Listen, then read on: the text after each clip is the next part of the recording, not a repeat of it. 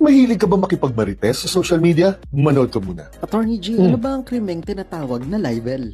Kung slander ang tawag sa oral defamation, libel naman ang tawag sa written defamation. O imbes na sinabi mo lang ito, sinulat mo na ang paninirang puri mo upang mabasa ito ng maraming tao. At dati-rate, iisa pa lang ang uri ng libel, yung mga paninirang puri na matatagpuan mo sa dyaryo o sa mga isinulat na akda mo. Kaya nga ang dating nakakasuhan lang nito ay ang mga periodista at komentarista sa mga showbiz magazines at dyaryo. Ngunit dahil lahat ngayon ay nasa internet at social media na, halos lahat ngayon ay nakakasuhan na. Dahil alam nyo naman, di ba? Dahil sa social media, lahat tayo ngayon ay nagiging komentarista na. Kaya unahin muna natin ang mga elemento ng batas na ito. Upang makasuhan ka ng libel or cyber libel dito, dapat inaakusahan mo ang isang tao na may ginawa siyang kamalian, iligal o immoral na nakakasira sa pagkatao at sa reputasyon nito. At dapat isinulat, ipinublish o ipinost mo ito na may halong mali siya kayo at malinaw na pinangalanan mo ang taong tinutukoy mo. Tandaan nyo na pagdating sa libel or cyber libel, hindi mahalaga kung totoo o hindi ang akusasyon ninyo.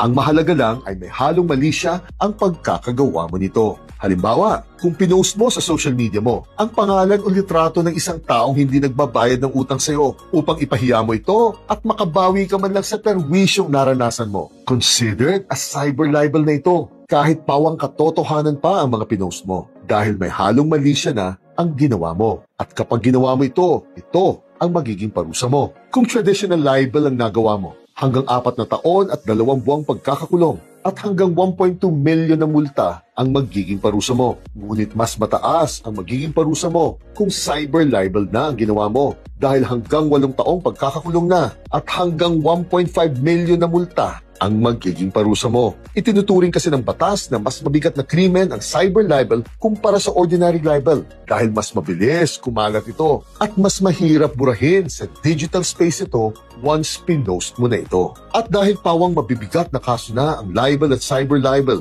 sa bansang ito, hindi nasakop ng katarungang pambarangay ito. Dederecho na kayo sa piskalya sa inyo at kailangan mo na ng tulong ng PAO o ng isang pribadong abogado upang makagawa ng sinumpaang salaysay mo. Bukas, pag-usapan naman natin ang pagpo-post at pag-share ng fake news sa social media ninyo.